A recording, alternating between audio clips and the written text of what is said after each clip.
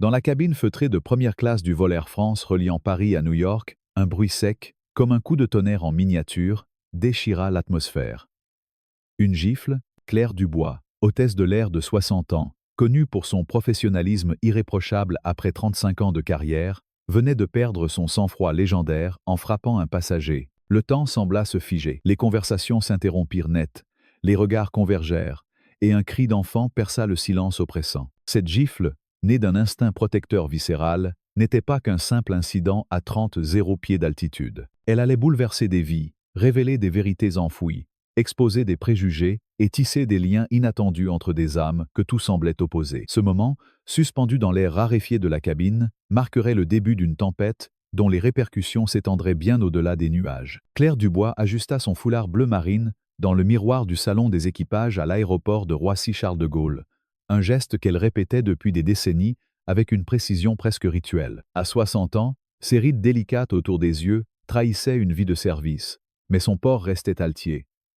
Son sourire professionnel, aussi poli qu'un bijou. Ce vol, l'un des derniers avant sa retraite tant attendue, représentait un chapitre final dans une carrière dédiée à l'élégance et à la rigueur. 35 ans chez Air France, des années à naviguer entre les cieux et les attentes des passagers, des joies de la découverte aux frustrations des retards et des caprices. Elle vérifia son chignon, impeccable, où pas un cheveu gris ne dépassait, et saisit sa valise à main, prête à affronter une nouvelle journée à bord. Dans le salon, l'annonce retentit.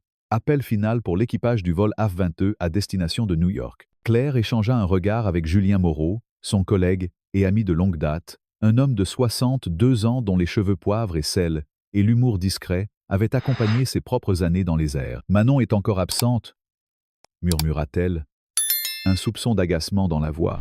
« Troisième fois !» Ce mois-ci, Julien haussa les épaules, son sourire ironique révélant une résignation partagée. Son oncle siège au conseil d'administration. Pendant ce temps, nous, on arrive toujours avec 15 minutes d'avance, comme des horloges suisses. Claire hocha la tête. Un sourire en coin. C'est la vie, n'est-ce pas? La coordinatrice de l'équipage, une femme pressée aux lunettes cerclées d'acier, s'approcha.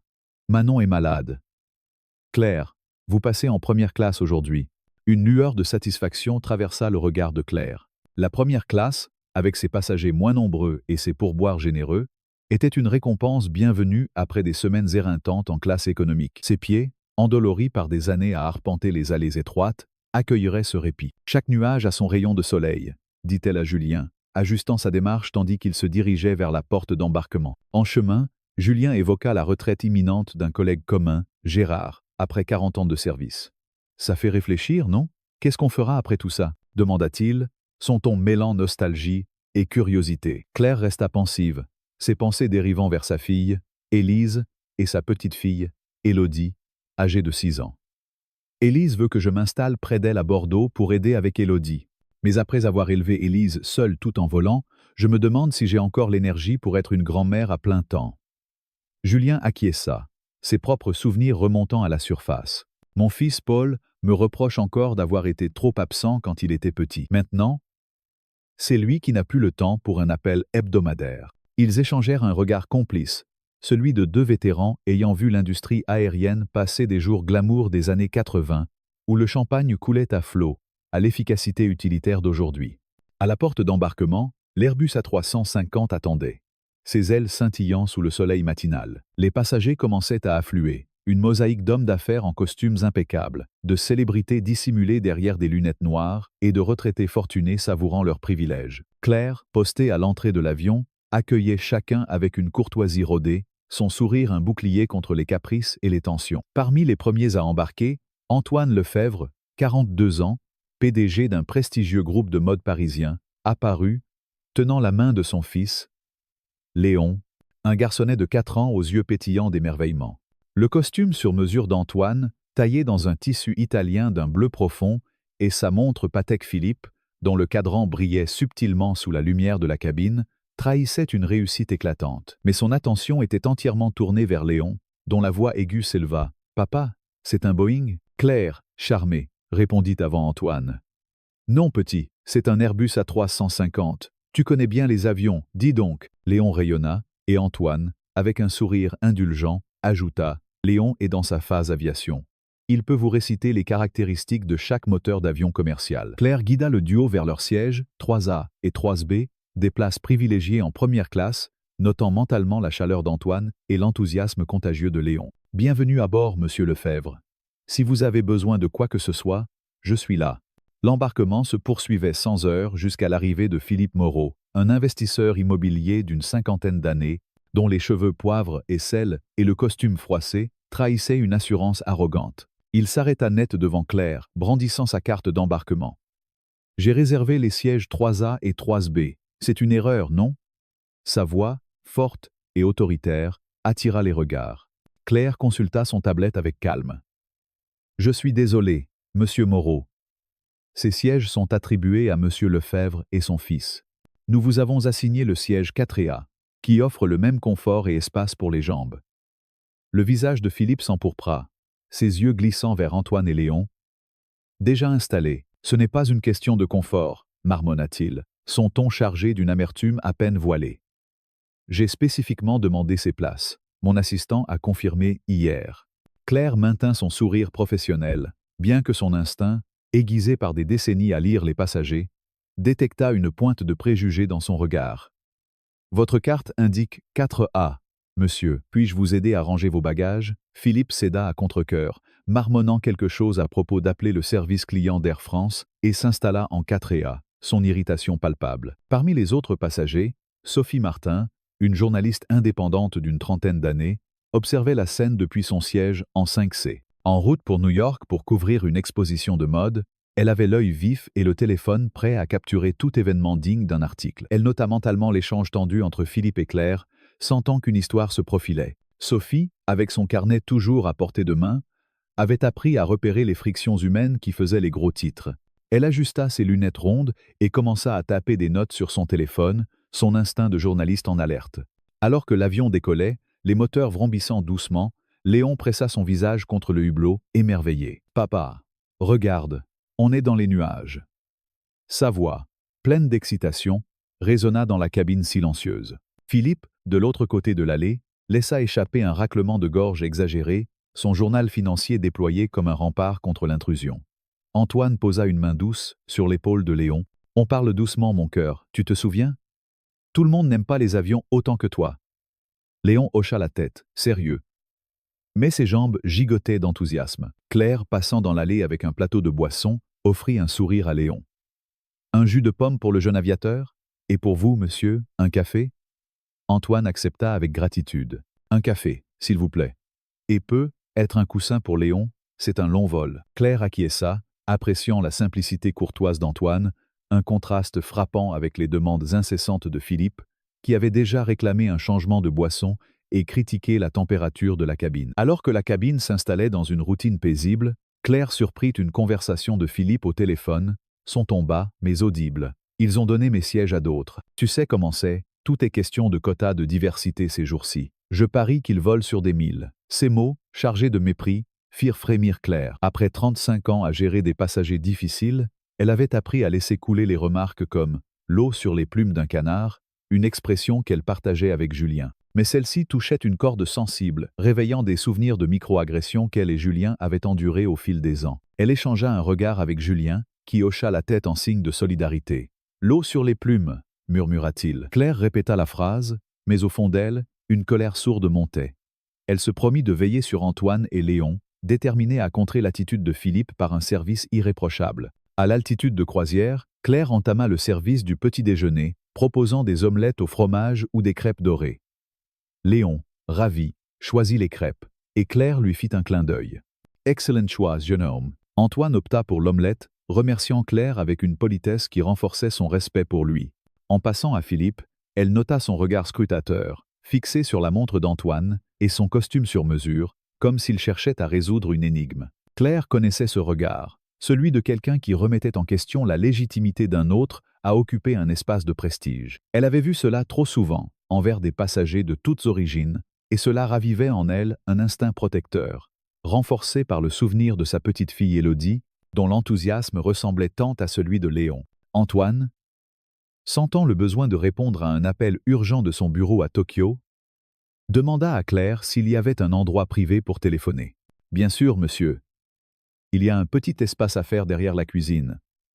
Je peux garder un œil sur Léon si besoin. Antoine hésita, ses instincts de père luttant contre la pression d'un contrat de plusieurs millions d'euros. Merci, mais je serai bref. Léon, reste ici avec ton documentaire, d'accord? Je suis juste derrière le rideau. Léon, absorbé par une vidéo sur les Boeing 787, hocha la tête sans lever les yeux. Antoine s'éloigna, son téléphone à la main, convaincu que 15 minutes ne pourraient rien changer. Claire, occupée à ramasser les plateaux du petit déjeuner, gardait un œil sur Léon. Une habitude ancrée après des années à surveiller les enfants non accompagnés. Elle remarqua que Philippe continuait de presser le bouton d'appel pour des demandes triviales. Un autre coussin, un verre d'eau plus frais, une plainte sur la vitesse du Wi-Fi. Elle géra chaque requête avec une patience d'acier, mais son irritation grandissait. Soudain, un éclat de voix brisa le calme. Léon, sorti de son siège, se tenait dans l'allée près de Philippe, pointant son ordinateur avec excitation. « Monsieur, c'est une erreur. Le 787 utilise des moteurs Jenks. Pas des 30 000. » Philippe, le visage rouge, aboya. « Éloigne-toi de mon ordinateur. Où est ton père? Tu n'as rien à faire ici. » Léon, déconcerté par la colère de l'adulte, protesta. « Je n'ai rien touché. Je voulais juste aider. » Claire s'approcha rapidement, son cœur se serrant devant la détresse du garçon. « Léon, mon chéri, retourne à ton siège. Ton papa va bientôt revenir. » À Philippe, elle ajouta avec un calme forcé. « Je m'excuse pour le dérangement, monsieur. » Mais Philippe ne se calmait pas. Quelqu'un doit apprendre à ce gamin à se tenir. Ce n'est pas une garderie ici. Claire guida Léon vers son siège, murmurant. « Tu es très savant sur les avions, mais on reste assis, d'accord ?» Léon hocha la tête, penaud. Mais son regard blessé rappela à Claire les moments où Élodie avait été réprimandée injustement. Elle sentit une colère monter, qu'elle repoussa avec effort, répétant mentalement « l'eau sur les plumes ». Quelques minutes plus tard, un nouveau tumulte éclata. Léon, curieux, était de nouveau dans l'allée, tenant les écouteurs Bose de Philippe. « Je voulais juste voir s'ils étaient Bose ou Sony, » dit-il, sa voix tremblante d'innocence. Philippe, hors de lui, arracha les écouteurs des mains de l'enfant. « C'est du vol. Où est ton père? C'est inadmissible. » Sophie Martin, de son siège, activa discrètement la caméra de son téléphone, sentant que l'incident prenait une tournure explosive. Claire s'interposa, son ton autoritaire mais posé. « Monsieur Moreau, veuillez baisser la voix. Léon, on ne touche pas aux affaires des autres sans demander. Retournons à ton siège. » Mais Philippe, emporté par sa colère, continua. « C'est exactement ce qui ne va pas avec les parents d'aujourd'hui. Aucun sens de la discipline. De mon temps, les enfants savaient rester à leur place. » Léon, serrant la main de Claire, murmura « Il ne devrait pas être méchant. Papa dit que les gens méchants sont juste tristes à l'intérieur. » Ces mots, d'une simplicité désarmante, touchèrent Claire au cœur. Mais avant qu'elle ne puisse répondre, Philippe fit un geste brusque, sa main repoussant Léon, pour l'éloigner de son siège. Le garçon trébucha, ses petits pieds vacillant sur le sol de la cabine. En un éclair sans réfléchir, Claire réagit. Sa main s'éleva, et une gifle retentissante s'abattit sur la joue de Philippe. Le bruit résonna comme un coup de feu, figeant la cabine. Léon, choqué, fondit en larmes silencieuses, non pas les pleurs bruyants d'un enfant cherchant l'attention, mais ceux, confus, d'un petit garçon perdu face à la colère des adultes. Dans le silence oppressant qui suivit, une voix grave trancha la tension. « Que s'est-il passé avec mon fils ?» Antoine Lefebvre se tenait à l'entrée de l'espace affaires, son téléphone oublié dans sa main, son regard passant de Léon en pleurs à Philippe, rouge de colère, et à Claire, figée, la main encore à demi levée. Les passagers, jusque-là discrets, avaient abandonné toute retenue, certains sortant leur téléphone pour filmer. Sophie Martin en tête. Philippe retrouva sa voix le premier, indigné. « Votre fils n'arrête pas de déranger, et cette femme m'a agressé. » Léon, blotti contre Claire, protesta à travers ses larmes. « Il m'a poussé, et il a dit un mot méchant à Madame Claire. » Claire, reprenant ses esprits, tenta de désamorcer. « Messieurs, calmons-nous. Il y a eu un malentendu. Je vais parler au commandant. » Julien, alerté par le tumulte, apparut depuis la cabine principale. « Que se passe-t-il » Claire, le cœur battant, murmura. « Un incident. Il faut informer le commandant. » Alors que Julien se dirigeait vers le cockpit, Antoine s'accroupit près de Léon, l'enlaçant. « Tu vas bien, mon petit ?» Léon hocha la tête, Mais ses yeux trahissaient une peur nouvelle. Antoine se tourna vers Philippe, sa voix contrôlée mais tendue. « Expliquez-moi pourquoi vous avez touché mon fils. » Philippe, caressant sa joue rougie, rétorqua. « Il essayait de prendre mes écouteurs. J'ai juste protégé mes affaires. » Une passagère âgée en 2B, Madame Dupont, intervint. « Monsieur, c'était un enfant curieux. Pas un voleur. Votre réaction était excessive. » Le commandant, Pierre Laurent, prit la parole au micro. « Mesdames et messieurs, ici votre commandant. Suite à un incident en première classe, nous allons détourner le vol vers Dublin pour une intervention des autorités. Veuillez rester assis et boucler vos ceintures. » Un murmure collectif de frustration parcourut la cabine. Claire, retreating vers la cuisine, sentit ses mains trembler. « J'ai giflé un passager, Julien, » murmura-t-elle, incrédule. 35 ans sans un faux pas, et maintenant ça. Julien posa une main rassurante sur son épaule. Les témoins ont vu ce qui s'est passé. Il a poussé un enfant. Tu as réagi comme une mère, pas comme une hôtesse. Alors que l'avion entamait sa descente vers Dublin, Claire s'assit sur un siège d'équipage, son esprit rejouant la scène. Elle revit le visage de Léon, si semblable à celui d'Élodie, et la colère de Philippe, teintée d'un mépris qu'elle connaissait trop bien. Elle avait franchi une ligne, brisé le code de conduite d'Air France, mais au fond d'elle, elle ne pouvait regretter d'avoir protégé un enfant. Antoine, de son côté, tenait Léon contre lui, murmurant des mots apaisants tout en réalisant que cet incident marquerait son fils bien plus profondément qu'il ne l'aurait souhaité. Sophie, dans son coin, envoyait déjà la vidéo à son rédacteur en chef, consciente que cette histoire ferait les gros titres. À 30 pieds, des vies s'étaient croisées dans un moment de conflit, et les répercussions, comme les nuages à l'horizon, s'annonçaient tumultueux. L'Airbus A350 atterrit à Dublin sous un ciel gris, les moteurs ralentissant dans un grondement sourd, tandis que les murmures des passagers emplissaient la cabine comme une marée montante. Claire Dubois, encore secouée par l'écho de la gifle qu'elle avait donnée à Philippe Moreau, suivait un officier de l'aéroport vers une salle d'interrogatoire, son uniforme, impeccablement repassé, contrastant avec le chaos intérieur qui l'agitait. Derrière elle, Antoine Lefebvre, tenant fermement la main de son fils Léon, avançait avec une dignité contenue, son regard trahissant une colère maîtrisée. Philippe, frottant sa joue encore rouge, marchait à grands pas, flanqué de son avocat, Maître Laurent Dubois, qui n'avait aucun lien de parenté avec Claire, mais dont le nom ajoutait une ironie cruelle à la situation. Dans la cabine, Julien, l'ami fidèle de Claire, tentait de maintenir l'ordre parmi les passagers agités, tandis que Sophie Martin, la journaliste indépendante, envoyait sa vidéo à son rédacteur en chef à Paris, consciente que cet incident à 30 pieds allait devenir une affaire nationale. Ce qui avait commencé comme une altercation dans les airs s'était transformé en une tempête médiatique et personnelle, dont les vagues menaçaient d'engloutir carrière, réputation et certitude. Dans la salle d'interrogatoire, une pièce exiguë au mur beige et à l'éclairage fluorescent, Claire s'assit face au sergent Fiona O'Connor, une femme d'une quarantaine d'années aux cheveux roux attachés en un chignon sévère. Fiona, avec un accent irlandais doux mais ferme, posa son carnet sur la table. « Madame Dubois, racontez-moi ce qui s'est passé. » Claire, les mains croisées pour masquer leur léger tremblement, prit une profonde inspiration. « J'ai giflé Monsieur Moreau, » admit-elle, sa voix claire malgré la boule dans sa gorge. « Il a poussé Léon, un enfant de 4 ans, après l'avoir réprimandé de manière excessive pour sa curiosité. Je n'ai pas réfléchi. Mon instinct a pris le dessus. » Fiona griffonna des notes, son visage impassible.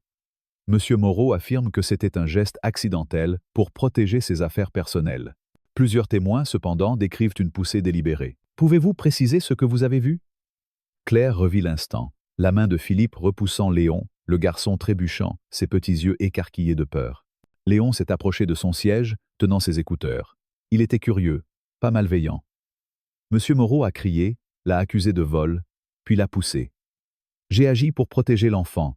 Fiona hocha la tête, ajoutant « Nous avons des vidéos de passagers.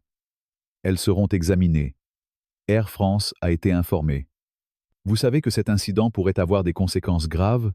Claire acquiesça, la gorge serrée. « Je le sais.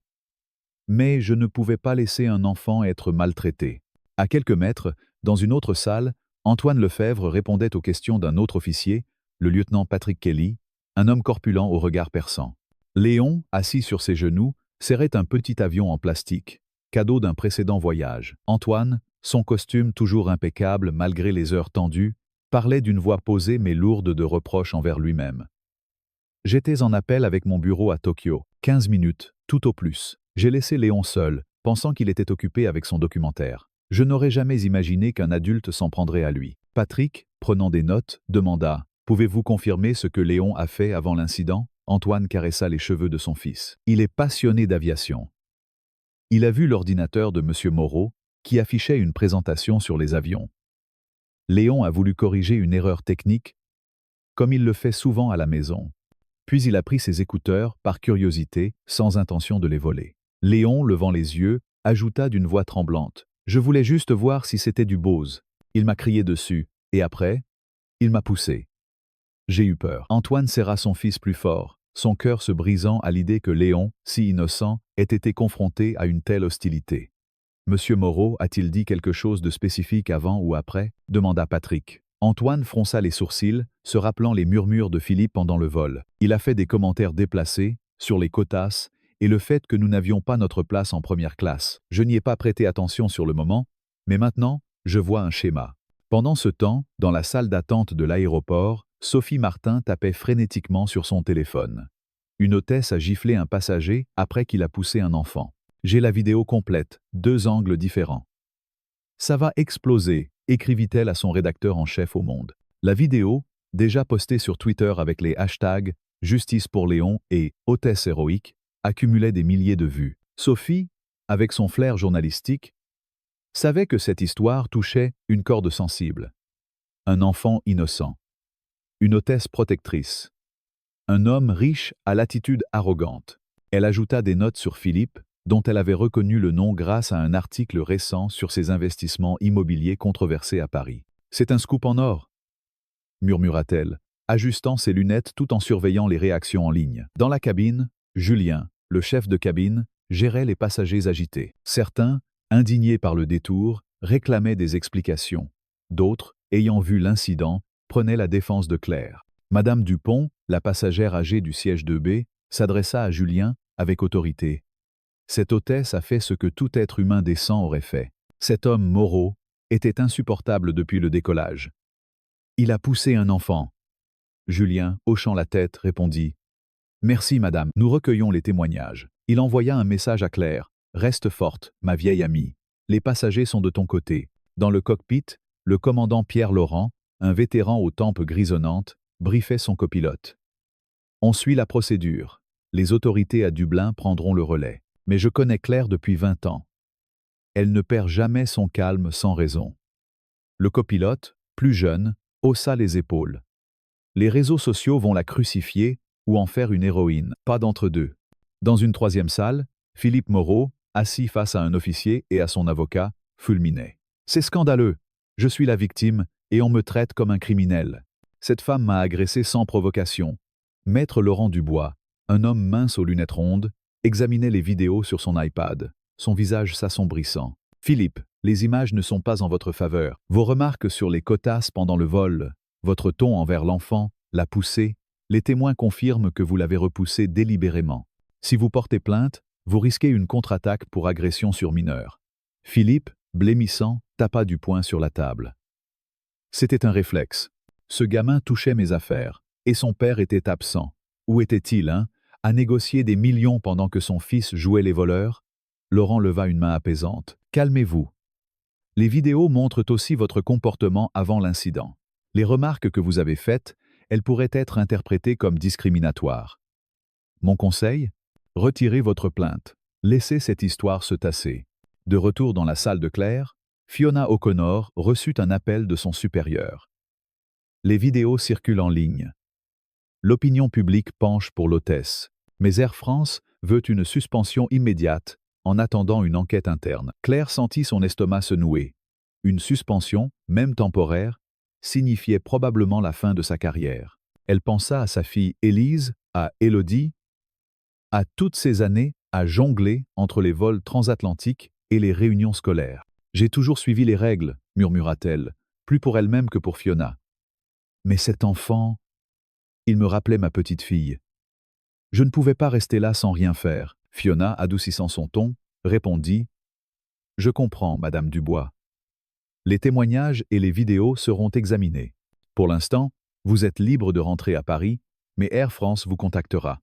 Antoine, après son interrogatoire, emmena Léon dans un coin calme de l'aéroport, loin des regards curieux. Il s'accroupit à sa hauteur. « Mon petit, je suis désolé, j'aurais dû être là. » Léon, serrant son avion en plastique, demanda. « Pourquoi il était si méchant, papa ?» Antoine, cherchant ses mots, répondit. « Parfois, les gens sont en colère pour des raisons qu'on ne comprend pas. Mais Madame Claire t'a protégé, et je lui en suis reconnaissant. » Léon hocha la tête, puis ajouta. « Elle est gentille. Elle sait que c'est un Airbus, pas un Boeing. » Antoine sourit, ému par la résilience de son fils, mais rongé par la culpabilité. Ce voyage, censé renforcer leur lien après un divorce difficile, s'était transformé en une épreuve. Il prit une décision silencieuse. À leur retour, il restructurerait son emploi du temps pour passer plus de temps avec Léon, coûte que coûte. Sophie, dans la salle d'attente, reçut une réponse de son rédacteur. « Publie tout, mais sois précise. Vérifie chaque détail. » C'est une bombe médiatique. Elle commença à rédiger un brouillon, titré « Une gifle pour la justice, l'incident qui divise à 30 pieds ». Elle décrivit Claire comme une héroïne improbable, une femme de 60 ans dont l'instinct maternel avait défié les règles rigides de l'aviation. Philippe, sans le nommer explicitement pour éviter une diffamation, était dépeint comme un symbole d'arrogance bourgeoise. Léon, quant à lui, devenait le cœur de l'histoire. Un enfant dont la curiosité innocente avait déclenché une tempête. Sophie savait que son article, combiné à la vidéo, ferait les gros titres à Paris d'ici le lendemain. Julien, toujours dans l'avion, continuait de recueillir des témoignages. Une femme d'affaires en Cissa déclara « L'hôtesse a agi par instinct. » Cet homme était odieux depuis le début. Un autre passager, un Américain en vacances, ajouta « J'ai tout vu. Le gamin était curieux, rien de plus. Le type l'a poussé. Et franchement, il méritait cette gifle. » Ses soutiens, bien que réconfortants, ne changeaient rien à la réalité. Air France avait une politique de tolérance zéro pour les contacts physiques avec les passagers. Julien, en privé, confia à une collègue. « Claire est finie, sauf si un miracle se produit. 35 ans de service. Et tout s'effondre pour un moment d'humanité. » Claire, autorisée à quitter la salle d'interrogatoire, appela Élise depuis un coin discret de l'aéroport. « Maman, c'est toi dans cette vidéo ? Tout Paris en parle. » La voix d'Élise était un mélange d'inquiétude et d'admiration. Claire soupira. « Oui, ma chérie, c'est compliqué. Je rentre bientôt, on discutera. » Elle raccrocha, les larmes aux yeux, repensant à sa carrière. Les premières années à voler sur des caravelles, les nuits blanches à New York, les sourires des enfants qu'elle avait réconfortés lors de vols turbulents. Tout cela semblait s'effacer face à une seule seconde d'impulsion. Pourtant, en repensant à Léon, à son regard effrayé, elle ne pouvait regretter son geste. Elle avait agi comme une grand-mère, pas seulement comme une hôtesse. Antoine, après avoir parlé aux autorités, refusa de porter plainte contre Philippe. « Mon fils est ma priorité, pas une bataille juridique », expliqua-t-il au lieutenant Kelly. Madame Dubois a protégé Léon. Je ne l'oublierai pas. Cette décision, bien que surprenante pour l'officier, affaiblit la position de Philippe, qui, sous la pression de son avocat, envisageait de retirer sa plainte pour éviter un scandale plus grand. Maître Laurent murmura. « Si vous insistez, Philippe, les médias vous détruiront. Les vidéos montrent tout, y compris vos commentaires déplacés. Faites profil bas. » Philippe, à contre-cœur, acquiesça, son ego meurtri par l'humiliation publique. Alors que l'avion était préparé pour un vol retardé vers New York, le commandant Pierre Laurent fit une annonce. « Mesdames et messieurs, nous reprendrons notre vol sous peu. Merci de votre patience. » Les passagers, épuisés, grognaient, mais beaucoup lançaient des regards compatissants à Claire, qui rangeait mécaniquement les plateaux dans la cuisine. Julien s'approcha. « Tu tiens le coup ?» Claire força un sourire. « À peine. Mais merci, Julien. Tu es un roc. » Il haussa les épaules. « On est une famille, Claire. On traverse ça ensemble. » À l'aéroport, Sophie finalisa son article, ajoutant une citation d'un passager anonyme. « Cette hôtesse a fait ce que nous aurions tous voulu faire. » Elle envoya le brouillon à Paris, sachant que la publication enflammerait les débats sur les réseaux sociaux. Antoine, tenant Léon endormi dans ses bras, monta dans une voiture pour un hôtel proche, décidé à passer la nuit à Dublin avant de reprendre le vol. Claire, escortée vers un vol de retour vers Paris, sentit le poids de l'incertitude. Suspendue, probablement licenciée, Elle se demanda ce qu'il restait de ses 35 ans de service. Pourtant, au fond d'elle, une petite voix persistait, celle de Léon. Les gens méchants sont juste tristes à l'intérieur. Cette phrase, si simple, lui donna une étrange force. Alors que Dublin s'éloignait sous les ailes de l'avion, Claire, Antoine, Léon, Philippe et Sophie étaient liés par un moment qui, comme une tempête, avait bouleversé leur trajectoire, ouvrant la voie à des résolutions inattendues. 3 mois après l'atterrissage chaotique à Dublin, Claire Dubois se tenait devant l'élégant siège social du groupe Lefebvre, niché dans une rue bordée de platanes du 8 arrondissement de Paris. Sans son uniforme d'hôtesse, qu'elle avait porté avec fierté pendant 35 ans, elle arborait une robe bleu marine sobre mais sophistiquée, ses cheveux gris soigneusement coiffés en un chignon bas. À 60 ans, elle ressentait un mélange d'appréhension et d'espoir, une sensation qu'elle n'avait pas connue depuis ses débuts chez Air France, lorsqu'elle découvrait les cieux avec un mélange d'excitation et de nervosité. L'incident à bord du vol AV22 avait bouleversé sa vie. Air France l'avait placée en congé administratif, une sentence qui, malgré le soutien massif de l'opinion publique, semblait annoncer un licenciement imminent. Les vidéos de Sophie Martin, diffusées sur les réseaux sociaux et reprises par les médias français, avaient transformé Claire en une figure à la fois controversée et admirée. Le hashtag « Soutenance Claire » avait dominé Twitter pendant des jours, et son geste pour protéger Léon, le fils d'Antoine Lefebvre, avait touché les cœurs à travers le pays. Pourtant, les règles strictes d'Air France laissaient peu de place à l'indulgence, et Claire s'était préparée à une retraite forcée. Mais un appel inattendu d'Antoine Lefebvre, une semaine plus tôt, avait changé la donne. « J'aimerais vous rencontrer, Claire », avait-il dit, sa voix chaleureuse mais professionnelle. « Nous avons une opportunité à discuter. » Ce rendez-vous, dans les bureaux élégants du groupe Lefebvre, marquait un tournant, une chance de redéfinir son avenir après une tempête qui aurait pu tout détruire.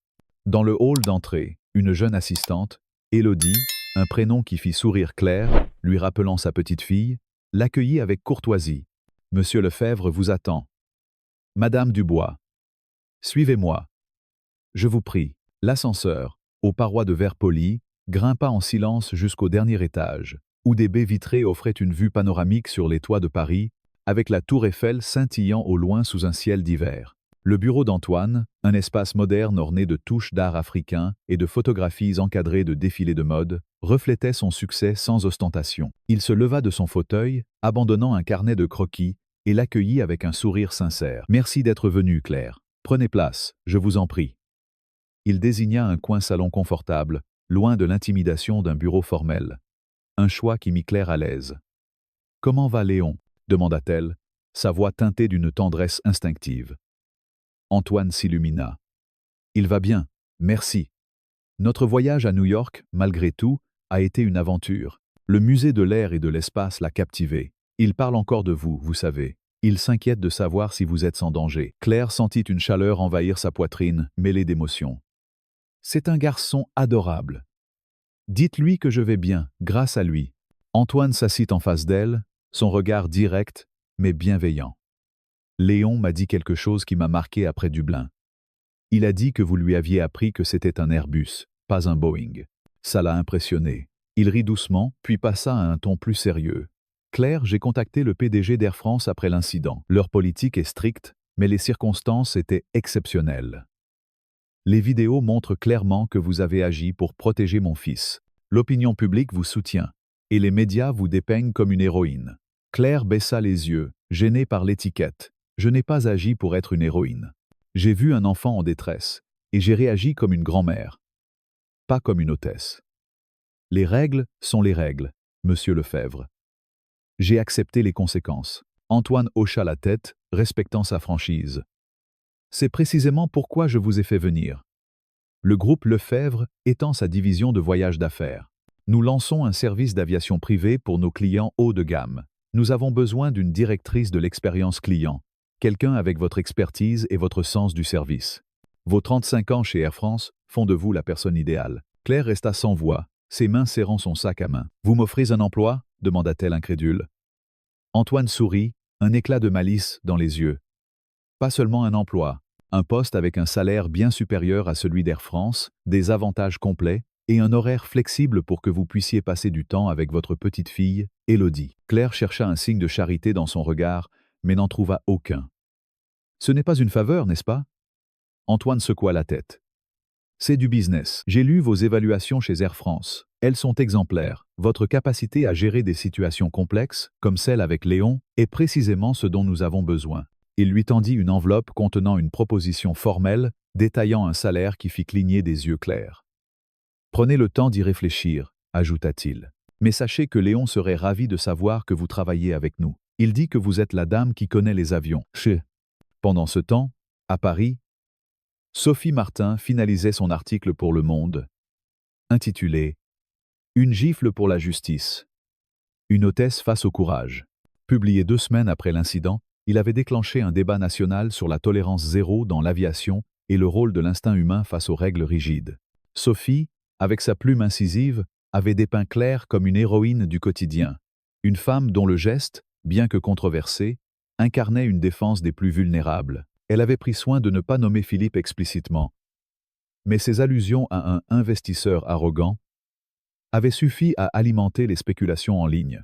L'article, partagé des milliers de fois, avait amplifié le mouvement « Soutenons Claire » et des pétitions en ligne demandaient à Air France de réintégrer Claire. Sophie, satisfaite de l'impact, reçut un message de son rédacteur. « Excellent travail. Tu as donné une voix à cette femme. » Mais Sophie, fidèle à son éthique, s'était assurée d'inclure le point de vue de Léon, qu'elle avait interviewé avec l'accord d'Antoine. « Madame Claire m'a sauvé », avait dit le garçon. Ces mots simples devenant le cœur de l'article.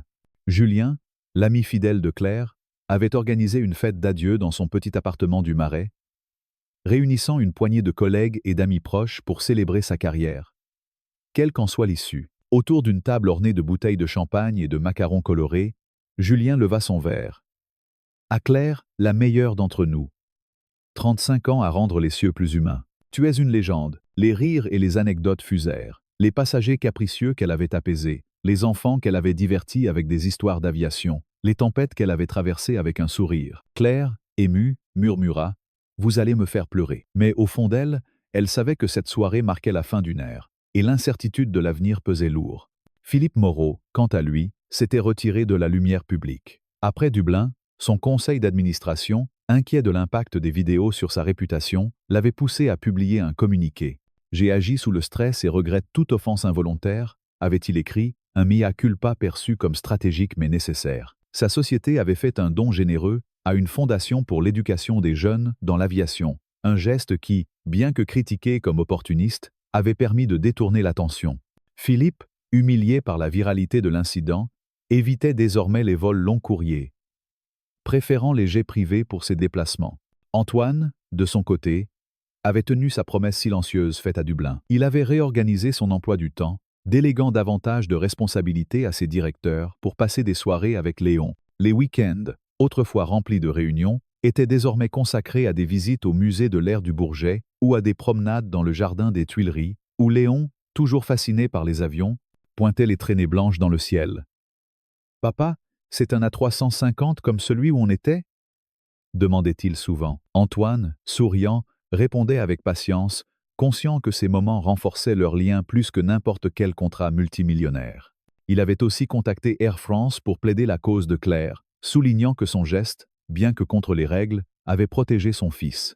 Bien que la compagnie ait maintenu sa suspension, Antoine n'avait pas abandonné l'idée de lui offrir une nouvelle voie. Quelques semaines après leur rencontre, Claire accepta l'offre d'Antoine et rejoignit le groupe Lefebvre comme directrice de l'expérience client pour leur service d'aviation privée. Dès son premier jour, elle apporta son expertise, proposant des améliorations au protocole de service basé sur ses années à bord. Les clients, des PDG aux créateurs de mode, furent impressionnés par sa rigueur et sa chaleur. Lors d'une réunion, elle suggéra une formation pour les équipages axée sur la gestion des enfants, s'inspirant de sa propre expérience avec Léon. « Les enfants ne sont pas des passagers comme les autres », expliqua-t-elle.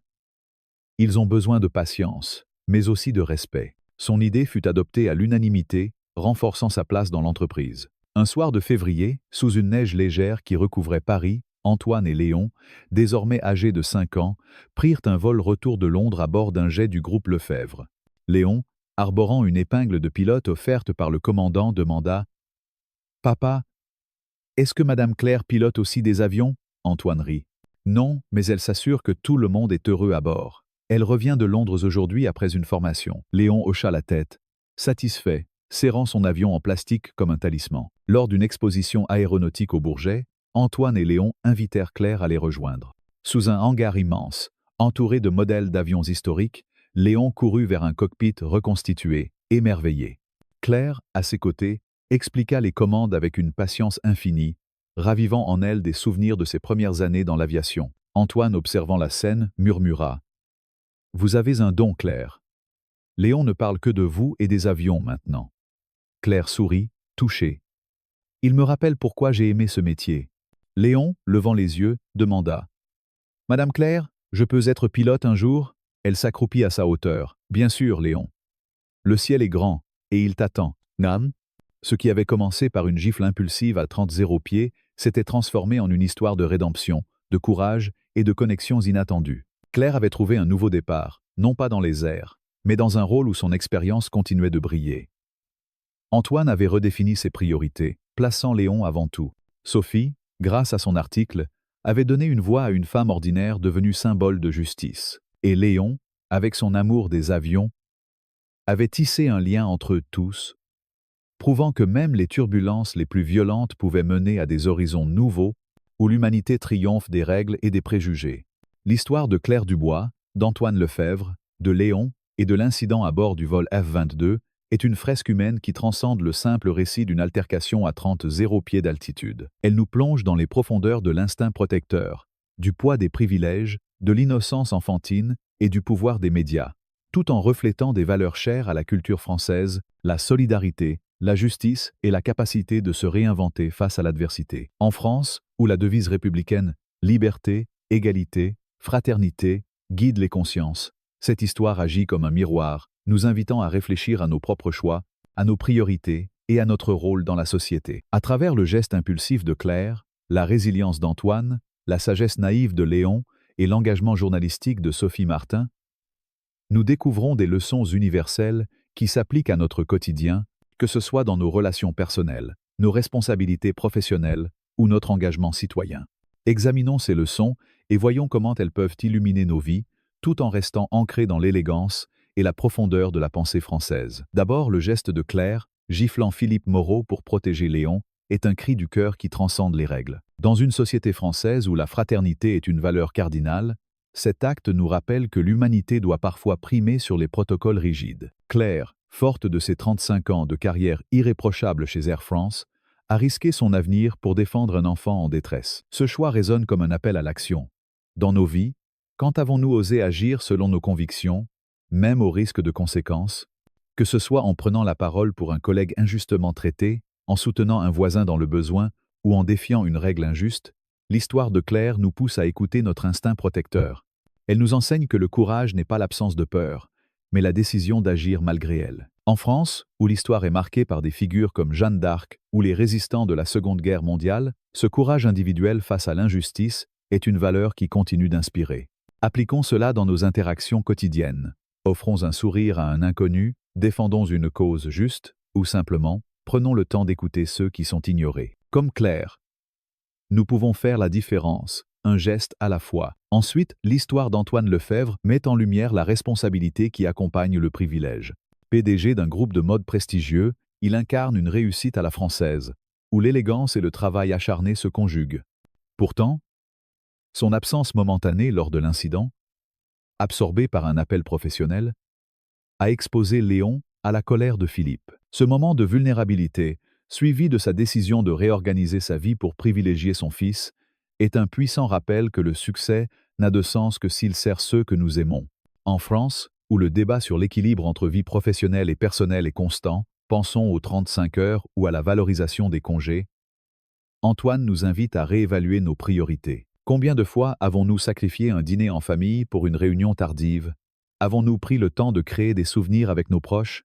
La transformation d'Antoine, troquant les contrats multimillionnaires pour des promenades avec Léon dans le jardin des Tuileries, nous montre que la vraie richesse réside dans les moments partagés. Appliquons cette leçon en planifiant une soirée avec nos enfants, en appelant un parent éloigné ou en disant « non » à une tâche qui empiète sur notre vie personnelle.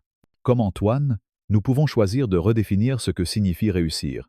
Léon, avec sa passion pour les avions et ses mots simples, « Les gens méchants sont juste tristes à l'intérieur » est le cœur pur de cette histoire. En France, où la littérature et la philosophie, de Rousseau à Saint-Exupéry, célèbrent souvent la sagesse des enfants, Léon nous rappelle que l'innocence peut être un moteur de changement. Sa curiosité, mal interprétée par Philippe, a déclenché une chaîne d'événements qui a bouleversé des vies.